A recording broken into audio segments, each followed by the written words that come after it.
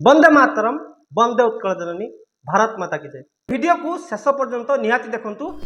आपण जदि स्वच्छ भारत मिशन रे सरकारंकर सुलभ शौचालय को पाइबा पई चाहउछंती तबे प्रथमे आपनकु स्वच्छ भारत मिशन रे रजिस्ट्रेशन करिया पई पड़िबो, जहा कि बाध्यतामूलक।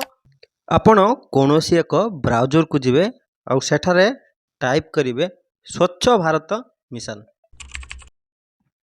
प्रथमे जो इंटरफेस टी आसीबो ता उपरे क्लिक करदेवे स्वच्छ भारत मिशन ग्रामीण, ता उपरे आपण क्लिक करिवे। ये आसीगला स्वच्छ भारतर ऑफिशियल वेबसाइट। आपण ए थ्री डॉट उपरे क्लिक करंतु। एटी लिखा अछि सिटीजन कॉर्नर, ता उपरे क्लिक करंतु।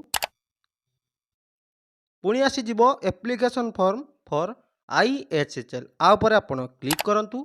शौचालय अप्लाई टाइप करी ता उपरे क्लिक करिवे। तापरे आसीबो रजिस्ट्रेशन, तापरे आपण क्लिक करिवे। तापरे एही पेज टी आसी जिवो। आपण मोबाइल नंबर देई एठारे रजिस्ट्रेशन करि नियंतु। जोठारे मोबाइल नंबर लिखा अछि आपण एठारे मोबाइल नंबर दियंतु। गेट ओटीपी उपरे क्लिक करंतु। ओटीपी नंबर देई वेरीफाई ओटीपी उपरे क्लिक करंतु। ओटीपी टी वेरीफाई हला परे आपण स्वच्छ भारत मिशन रे शौचालय अप्लाई रे आपणकर रजिस्ट्रेशन टी संपूर्ण हो जिवो। और लॉगिन उपरे क्लिक करंतु। से कैप्चा को देई साइन इन उपरे क्लिक करंतु। साइन इन उपरे क्लिक कला परे जो महिला नाम रे आपण अप्लाई करचंती तांकर संपूर्ण विवरणी एठारे आसी जिवो। केउ माने ए स्वच्छ भारत मिशन रे केउ माने सुलभ शौचालय पाइबा पई योग्य और केउ माननकु ए सबु सुविधा मिली पारिबो, जहा के संपूर्ण भाबे इंग्रजी रे लेखा अछि। मु आपनकु ओडिया रे ताहा कोन लेखा अछि केउ माने पाई परिबे केउ माने योग्य आपनकु ओडिया रे ता कोई बुझेई दउ। जो पाइखाना मिलिबो से हिताधिकारी मानकर बीपीएल किंबा एपीएल रे अंतर्भुक्त थिबा निहाती आवश्यक। तले लेखा अछि दिव्यांग किंबा भिन्नक्षम व्यक्ति अछि क्षुद्र चाषी किंबा नाममात्र चाषी ही एथिरे सहायता पाई परिबे। आपण जेतबेले स्वच्छ भारत मिशन रे सुलभ पाइखाना पई अप्लाई करूचंती किंबा रजिस्ट्रेशन प्रक्रिया करूचंती, जहा बे आमे ऑनलाइन ले करूचु। आपण एही प्रक्रिया कला परे सरकारी अधिकारी सरकारी ऑफिसर आसीबे। आपणकर सबु किछि तथ्य को जांच करिवे। आपणकर ग्राउंड रू रिपोर्ट नेबे। जदि आपण योग्य हिताधिकारी हेतिबे स्वच्छ भारत मिशन लो द्वितीय फेज जेतबेले पाइखाना टंका आसीबो, जदि आपण योग्य हिताधिकारी हेतिबे अवश्य ताहले आपणकु सुविधा मिलिबो। किंतु आगरु आपण रजिस्ट्रेशन करि नियंतु। आपणकु कहि रखे एई सुविधा पाइबा पई हेले आपण ए सबु क्राइटेरिया थिबा दरकार, जहा कि एठारे लेखा अछि। प्रथमतः आपण बीपीएल किंबा एपीएल रो अंतर्भुक्त थिबा निहाती आवश्यक। जो थ्री डॉट अछि ता उपरे क्लिक करंतु। उपरे लेखा अछि न्यू एप्लिकेशन, तळे लेखा अछि व्यू एप्लिकेशन। आमे नुआ करूचु, नुआ रजिस्ट्रेशन करूचु, तेणु न्यू एप्लिकेशन उपरे आमे क्लिक करिबा। तापरे परवर्ती पेज टी आसी गला। आपणकर राज्य चयन करिवे, ता तळकु जिल्ला चयन करिवे को डिस्ट्रिक्ट रु आपण अछंती। ता तळकु ब्लॉक चयन करिवे, ता तळकु ग्राम पंचायत चयन करिवे, ता तळकु आपणकर ग्राम को चयन करिवे। विलेज नेम तळकु अछि हैबिटेशन नेम। तार अर्थ होउची अनेक गाँव रे छोट छोट साही थाए, जाहाकु आमे साही नाम रे परिचित अछि। से साही रो नाम अनुसार आपण सिलेक्ट करिवे। आपणकर जो साही थिबो सेठारे देखा जिवो, ताहाकु चयन करि नेबे। गोटिए कथा विशेष भाव ध्यान देबे, एठारे आपण जहाँ भी तथ्य दउचंती जहाँ भी विवरणी भरुचंती आपणकर आधार कार्ड रे जहाँ सबु तथ्य रहिछि से सबु देखिकी आपण एठारे ही भरिवे। गोटिए भी भूल करिबार नाही। आधार कार्ड रे जहाँ तथ्य अछि से सबु को देखिकी आपण भरि देबे। एठारे लेखा अछि name of the applicant as per Aadhaar card. Aadhaar card रे जहाँ ना अछि सेटारे आपण लिखिबे। आधार कार्ड नंबर जहाँ अछि आपण भरि देबे।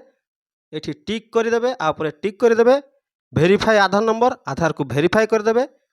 ता तळकु आसीबो फादर नेम किंबा हस्बैंड नेम।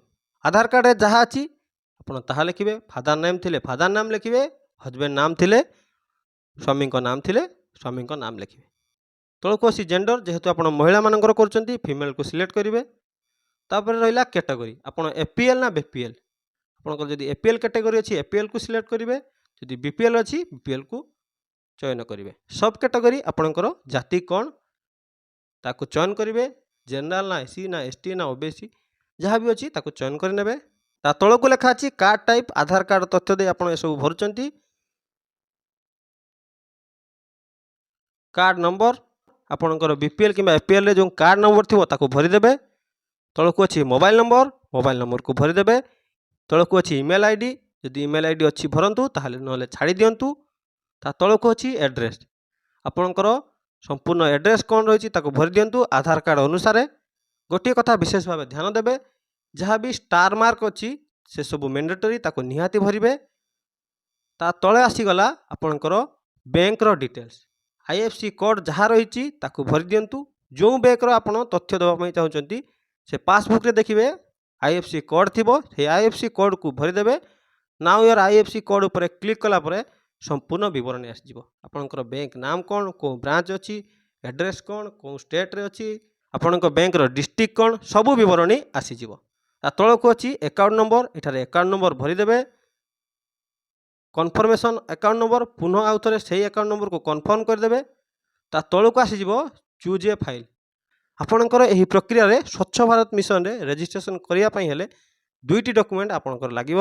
ଗୋଟିଏ ହେଉଛି ଆଧାର କାର୍ଡ଼, ଆଉ ଗୋଟିଏ ହେଉଛି ବ୍ୟାଙ୍କ ପାସ୍ ବହି। এই ফাইলରେ ଆପଣ ବ୍ୟାଙ୍କ ପାସ୍ ବହିକୁ ଅପଲୋଡ଼ କରିବେ। ସ୍ୱଚ୍ଛ ଭାରତ ମିଶନରେ ଦ୍ୱିତୀୟ ଫେଜ୍ରେ ଯେଉଁ ଟଙ୍କା ଆସିବ ଆପଣଙ୍କର ସେଇ ବ୍ୟାଙ୍କକୁ ହିଁ ଆସିବ। ଦେଖନ୍ତୁ ତଳେ ସ୍ପଷ୍ଟ ଭାବେ ଲେଖା ଅଛି, ଆପଣ ଯେଉଁ ଫାଇଲକୁ ଅପଲୋଡ଼ କରୁଛନ୍ତି ତାହା କ୍ଲିୟର ଭିଜିବିଲିଟି ଥିବା ନିହାତି ଆବଶ୍ୟକ। ଯେଉଁ ପାସବୁକ୍ଟି ଆପଣ ଅପଲୋଡ଼ କରୁଛନ୍ତି ତାହା ପ୍ରଥମ ପେଜ୍ ହୋଇଥିବା ଆବଶ୍ୟକ ଏବଂ ତାହା ସ୍ପଷ୍ଟ ଭାବେ ଦେଖାଯିବା ନିହାତି ଆବଶ୍ୟକ। ତାହା ସ୍ପଷ୍ଟ ଯେମିତି ଦେଖାଯାଉଥିବ। 200 KBରୁ ତଳକୁ ଫାଇଲଟି ଥିବ। ଫର୍ମାଟଟି PDF, JPEG, PNG ଫର୍ମାଟରେ ରହିଥିବା ଆବଶ୍ୟକ। ଆ ଭିତରୁ ଗୋଟିଏ ବି ଫର୍ମାଟ ଥିଲେ ଆପଣ ଅପଲୋଡ଼ କରିପାରିବେ। ଏବଂ ଏଥିସହିତ ଆପଣଙ୍କର ଯେଉଁ ପାସବୁକ୍ ଆପଣ ଅପଲୋଡ଼ କରୁଛନ୍ତି ବିଶେଷ ଭାବେ ଧ୍ୟାନ ଦେବେ। ଅନେକ ପାସବୁକ୍ ରହିଛି ଯେଉଁମାନଙ୍କର ବିଶେଷ କରି ଜିରୋ ଆକାଉଣ୍ଟ, ଅନେକ ପାସ ବହିରେ ପ୍ରଥମ ପେଜ୍ରେ ସେ ପାସବୁକ୍ର ଷ୍ଟାମ୍ପ ନଥାଏ ଏବଂ ବ୍ୟାଙ୍କର ଅଥରାଇଜ୍ ଯିଏ ଥାନ୍ତି ସେ ମ୍ୟାନେଜର ହୁଅନ୍ତୁ କିମ୍ବା ବ୍ୟାଙ୍କ ଅଧିକାରୀ ହୁଅନ୍ତୁ ତାଙ୍କର ସିଗ୍ନେଚର ନଥାଏ, ଯାହାଫଳରେ ଆପଣ ପାସବୁକ୍ଟି ଅପଲୋଡ଼ କଲା ପରେ ଆପଣଙ୍କର ରିଜେକ୍ଟ ହୋଇଯାଇଥାଏ, ଯାହାଫଳରେ ଆପଣ ଟଙ୍କା ପାଇପାରନ୍ତି ନାହିଁ। ତେଣୁ ଏ ଦିଗରେ ବିଶେଷ ଭାବେ ଧ୍ୟାନ ଦେବେ। ଯେଉଁ ବି ପାସବୁକ୍ ଆପଣ ଦେଉଛନ୍ତି ତାକୁ ଆପଣ ଥରେ ଯାଞ୍ଚ କରିନେବେ। ଯେଉଁ ପାସବୁକ୍ଟି ଆପଣ ଦେଉଛନ୍ତି ସେଇ ପାସବୁକ୍ ସମ୍ପୂର୍ଣ୍ଣ ସ୍ପଷ୍ଟ ଭାବେ ସବୁ ଲେଖା ଗୁଡ଼ିକ ଦେଖାଯିବା ନିହାତି ଆବଶ୍ୟକ। ତାପରେ ଆପ୍ଲାଏ ଉପରେ ଆପଣ କ୍ଲିକ୍ କରିଦେବେ। ଆପ୍ଲାଏ ଉପରେ ଆପଣ କ୍ଲିକ୍ କଲା ପରେ ଆପଣଙ୍କୁ ଗୋଟିଏ ରିଫରେନ୍ସ ନମ୍ବର ଆସିବ। ସେହି ରିଫରେନ୍ସ ନମ୍ବରକୁ ଆପଣ নোট କରି ରଖିଦେବେ। ପରବର୍ତ୍ତୀ ସମୟରେ ଏହି ନମ୍ବର ଦ୍ୱାରା ଆପଣ ଯେଉଁ ରେଜିଷ୍ଟ୍ରେସନ କରିଛନ୍ତି ସ୍ୱଚ୍ଛ ଭାରତ ମିଶନରେ ଆପଣଙ୍କର ସ୍ଥିତି କ'ଣ ରହିଛି ରିଫରେନ୍ସ ନମ୍ବର ଦ୍ୱାରା ଆପଣ ସବୁକିଛି ଜାଣିପାରିବେ। ପୁନଃ 3 ଡଟ୍ ଉପରେ କ୍ଲିକ୍ କରିବେ।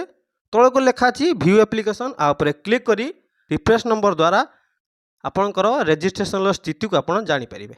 ତ ଏ ଥିଲା ସ୍ୱଚ୍ଛ ଭାରତ ମିଶନରେ ସରକାରଙ୍କ ଦ୍ୱିତୀୟ ଫେଜ୍ରେ ଯେଉଁ ସୁଲଭ ଶୌଚାଳୟ ଅଛି ତାକୁ ଆପଣ କେମିତି ପାଇପାରିବେ। ତେବେ ସରକାର ଘୋଷଣା କରିଛନ୍ତି ସ୍ୱଚ୍ଛ ଭାରତ ମିଶନରେ ଯେଉଁ ଟଙ୍କା ମିଳୁଥିଲା ଆଗରୁ 12,000 ଟଙ୍କା ମିଳୁଥିଲା, ଏବେ କିନ୍ତୁ ତାହା 20,000 ଟଙ୍କା ମିଳିବ ବୋଲି ସୂଚନା ଅଛି, କାରଣ ଦରଦାମ ସବୁ ବଢ଼ିଯାଇଛି। ଭିଡ଼ିଓଟି ଯଦି ଆପଣଙ୍କୁ ଭଲ ଲାଗିଛି ତେବେ ଅଧିକରୁ ଅଧିକ ମାତ୍ରାରେ ସେୟାର କରନ୍ତୁ, ଆମ ଚ୍ୟାନେଲକୁ ସହଯୋଗ କରନ୍ତୁ, ଆମକୁ ସପୋର୍ଟ କରନ୍ତୁ। ଆମେ ଏମିତି ଦରକାରୀ ଭିଡ଼ିଓ ଆପଣମାନଙ୍କ ପାଖରେ ପହଞ୍ଚାଉ। ଆମ ଚ୍ୟାନେଲକୁ ସବସ୍କ୍ରାଇବ୍ କରନ୍ତୁ। ବନ୍ଦେ ମାତରମ୍, ବନ୍ଦେ ଉତ୍କଳ ଜନନୀ, ଜୟ ଶ୍ରୀରାମ।